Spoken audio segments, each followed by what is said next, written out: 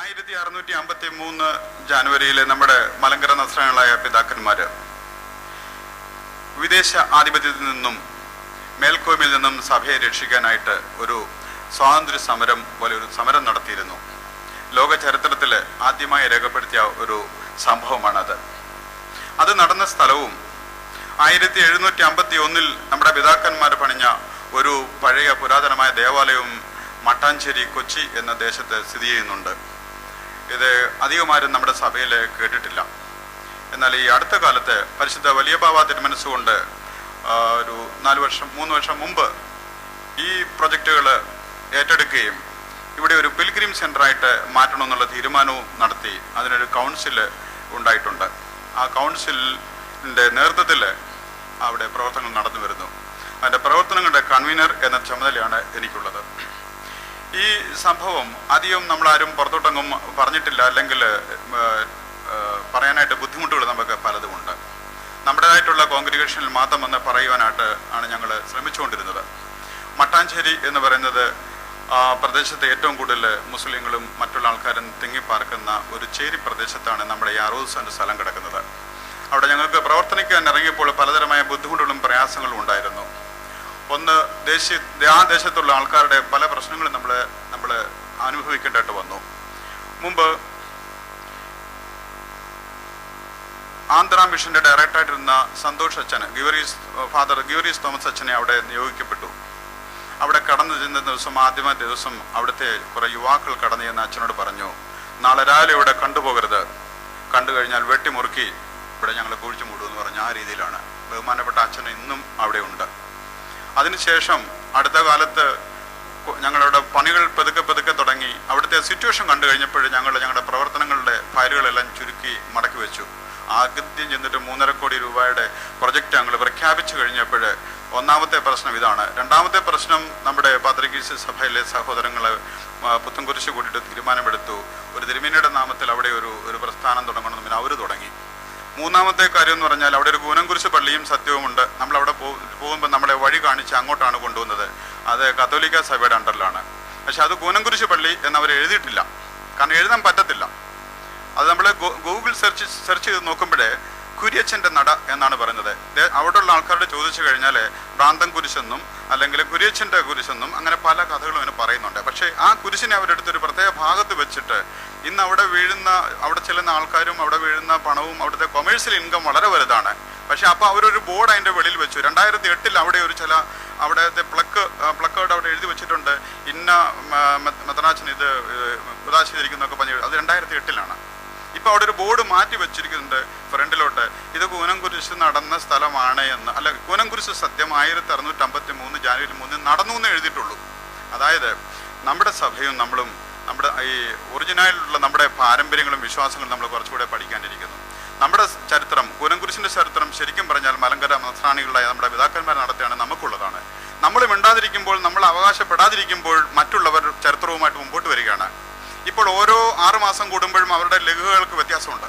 ഞാൻ എൻ്റെ 2-3 ഇരിപ്പുണ്ട്. ചരിത്രം, അതായത് ശരിയായുള്ള ചരിത്രം നമ്മൾ പറയാതിരിക്കുമ്പോൾ, അവകാശപ്പെടാതിരിക്കുമ്പോൾ മറ്റുള്ളവർ ചരിത്രം എടുത്തു വെച്ചിട്ട് അല്പം മാറ്റി വളച്ചൊടിച്ച് അവരുടെ സൗകര്യത്തിന് യൂസ് ചെയ്തുകൊണ്ടിരിക്കുകയാണ്. ആ സമയത്താണ് നമ്മുടെ ഈ ഒരു തുടക്കം. ആ തുടക്കത്തിന് ഇങ്ങനെ പല പ്രശ്നങ്ങളും നമുക്കിപ്പോൾ അനുഭവിച്ചുകൊണ്ടിരിക്കുന്നുണ്ട്. അതുകൊണ്ട് നമ്മുടെ സഭയിലുള്ള നമ്മുടെ പള്ളികളിലും നമ്മുടെ ജനങ്ങളോടും മാത്രം തൽക്കാലം പറഞ്ഞുകൊണ്ട് അവിടെ ഒന്ന് വേറെ ഉറയ്ക്കുന്നത് വരെ വെളിയിൽ ഇത് കാര്യങ്ങൾ പറയാതെ ഞങ്ങളിങ്ങനെ മുമ്പോട്ട് പോയിക്കൊണ്ടിരിക്കുകയാണ്.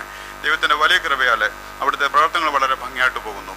ഒന്നാമതായിട്ട് അവിടെ ഒരു ഫേസ് 1 ആയിട്ട് അവിടെ നമ്മുടെ 60 സെൻറ്റ് സ്ഥലത്തിൽ 11 കുടുംബങ്ങൾ താമസം ഉണ്ടായിരുന്നു, കുടിയേറി താമസം ഉണ്ടായിരുന്നു. അതായത് വെറും നമ്മൾ പറഞ്ഞ പോലെ കച്ചവടവും ഇറച്ചി വെട്ടുകാരും അങ്ങനെയുള്ള കുറേ 11 പേര് താമസം ഉണ്ടായിരുന്നു.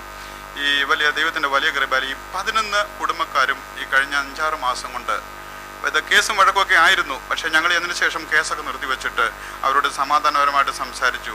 പള്ളിയുടെ സ്ഥലത്തുനിന്ന് മാറിപ്പോണം അങ്ങനെ പറഞ്ഞ് ആ രീതിയിൽ എന്തോ ദൈവത്തിൻ്റെ കൃപ ഈ 11 കുടുംബക്കാരും യാതൊരു പ്രശ്നവുമില്ലാതെ പള്ളിയിൽ വന്ന് പ്രാർത്ഥിച്ചിട്ട് പോയ ഒരു സാഹചര്യം ഇപ്പോൾ ഉണ്ടാക്കിയിരിക്കുന്നത്. നമ്മളൊരു ചെറിയ കോമ്പൻസേഷൻ അവർക്ക് കൊടുത്തു. ശരി കെട്ടി എവിടെയെങ്കിലും വീട് കെട്ടി താമസിക്കാൻ വേണ്ടി 10-21 ലക്ഷം രൂപ അവർക്ക് എല്ലാം കൂടെ കൊടുത്തു. 1 സെൻറ്റ് സ്ഥലത്തിന് 50 ലക്ഷം രൂപയുണ്ട്. 5 സെൻറ്റ് സ്ഥലത്തിൽ നിന്ന് മാറിയപ്പോൾ നമുക്ക് എന്തുണ്ടായി? അപ്പോൾ അങ്ങനെ അവരെല്ലാം സമാധാനമായിട്ട് പോയി. മറ്റ് പല പ്രശ്നങ്ങളും അവിടുത്തെ ഡെയിലി വരുമ്പോൾ ദൈവം തമ്പുരാൻ അവിടെ ഒരു ശക്തി അവിടെ പ്രദർശിപ്പിക്കുന്നുണ്ട്. അതിനിപ്പോൾ ആൾക്കാരും ബഹളം ഉണ്ടാകുന്നില്ല. അടുത്ത കാലത്ത് 2-3 മാസം മുമ്പ് ബഹുമാനപ്പെട്ട സന്തോഷ് അച്ഛനോട് 2 സ്ത്രീകൾ വന്ന് വഴക്കുണ്ടാക്കി. കാര്യം അച്ഛൻ അവിടെ നിന്നിട്ട് ജോലി ചെയ്യായിരുന്നു, വന്ന് ഉണ്ടായി. 2-ാം ദിവസം നോക്കിയപ്പോൾ അവരുടെ ദേഹത്തെല്ലാം വെള്ളപ്പാണ്ടുകൾ. ഒരു ഓട്ടോറിക്ഷക്കാരൻ ചെറുക്കൻ വന്നിട്ട് പ്രശ്നം ഉണ്ടാക്കി. അങ്ങോട്ട് പോയി 1 കിലോമീറ്റർ ആ വണ്ടി അങ്ങോട്ട് പോയില്ല. അങ്ങനെ ശക്തിയുള്ള ഒരു പ്രദേശവും സ്ഥലവുമാണ് വിശുദ്ധ ഗീവർഗീസ് സഹോദരരുടെ തിരുശേഷിപ്പുകൾ സ്ഥാപിച്ചിരിക്കുന്ന ഒരു മഹത്വമേറിയ ഒരു സ്ഥലമാണിത്. അങ്ങനെ ദൈവത്തിൻ്റെ വലിയ കൃപയും കരുണയും ഇപ്പോൾ അവിടെ മുമ്പ് ഉണ്ടായിരുന്നില്ലെന്നല്ല, അവിടെ ഉണ്ടായതുകൊണ്ട് ഞങ്ങളതിനെ വളരെ സഹിഷ്ണുതയോടെ സംയമനത്തോടെ ഞങ്ങളുടെ പ്രവർത്തനങ്ങളോട് മുമ്പോട്ട് പോവുകയാണ്. അവിടെ ഇപ്പോൾ ആൾക്കാരെല്ലാം മാറിക്കഴിഞ്ഞതിന് ശേഷം ഞങ്ങളവിടെ ഒരു അക്കോമഡേഷൻ ആൻഡ് അഡ്മിനിസ്ട്രേഷൻ ബ്ലോക്ക് 30 ലക്ഷത്തിൻ്റെ ഒരു കെട്ടിടം പണിഞ്ഞുകൊണ്ടിരിക്കുകയാണ്. പണി 30 ലക്ഷം, ഒരു 90% വർക്ക് കഴിഞ്ഞു. നേരത്തെ അച്ഛൻ അവിടെ താമസിക്കാൻ സൗകര്യമില്ലായിരുന്നു. രണ്ടാമതായിട്ട് ഈ 1751 പണിഞ്ഞിരിക്കുന്ന ആ ഒരു പുരാതനമായ ദേവാലയം, അതിൻ്റെ പുനരുദ്ധാരണ പണികളാണ് ഇപ്പോൾ അവിടെ നടത്തിക്കൊണ്ടിരിക്കുന്നത്. അതിൻ്റെ ഡീറ്റെയിൽസ്, കാറ്റലോഗ്സ്, ഇത് പണപ്പിരിവായിട്ട് മാത്രം നിങ്ങൾ കരുതരുത്. അത് ഉദ്ദേശിച്ചിട്ടല്ല വന്നിരിക്കുന്നത്, നിങ്ങളിതൊന്ന് അറിയിക്കാൻ വേണ്ടി മാത്രം വന്നിരിക്കുന്നതാണ്. അതിൻ്റെ ഡിസൈന് ഒരു വളരെ വളരെ മോഡേൺ ആയിട്ടുള്ള എന്നാൽ വളരെ പുരാതനമായ ഒരു ഡിസൈന് ഈ രീതിയിൽ ഈ പള്ളി അവിടെ ഞങ്ങൾ പണിയാനായിട്ടുള്ള പണികൾ ആരംഭിച്ചു കഴിഞ്ഞു. 2 മാസമായി. പുരാതനമായ പള്ളിയുടെ ഭിത്തിയും അതിൻ്റെ തറയും വിശുദ്ധ മദ്ബഹായും പൊളിക്കാതെ തന്നെ ഏറ്റവും പുതിയ രീതിയിൽ, നിങ്ങൾക്കറിയാം, നിങ്ങൾ ഗൂഗിൾ സെർച്ചിൽ നോക്കിക്കഴിഞ്ഞാൽ ആറോവില്ലി അതിൻ്റെ ആ ഒരു ടെക്നോളജിയിൽ ആ ഒരു പള്ളിയുടെ കൺസ്ട്രക്ഷൻ നടന്നുകൊണ്ടിരിക്കുകയാണ്. ഈ ഇരുമ്പും അല്ലെങ്കിൽ കമ്പിയും സ്റ്റീലും സിമെൻറ്റും ഒന്നും ഇല്ലാതെ തികച്ചും ഇഷ്ടി കൊണ്ടും മണ്ണ് കൊണ്ടും മാത്രം പണിയുന്ന ഒരു പള്ളി. അത് കണ്ടു കഴിയുമ്പോൾ വളരെ രസമായിട്ട് തീരും എന്നൊരു പ്രത്യാശയുണ്ട്. ഇതാണ് അതിൻ്റെ ഡിസൈനായിട്ടുള്ളത്. അപ്പം ഇതിൻ്റെ വർക്ക് നടന്നുകൊണ്ടിരിക്കുന്നു. അടുത്തതെന്ന് പറഞ്ഞു കഴിഞ്ഞാൽ ഒരു വലിയൊരു മ്യൂസിയം അവിടെ ഉണ്ടാക്കുക എന്നുള്ളതാണ് ഞങ്ങളുടെ അടുത്ത ഡിസൈൻ എന്ന് പറയുന്നത്. ഒരു സെമി അണ്ടർഗ്രൗണ്ട് ആയിട്ടുള്ള ഒരു വലിയ മ്യൂസിയം.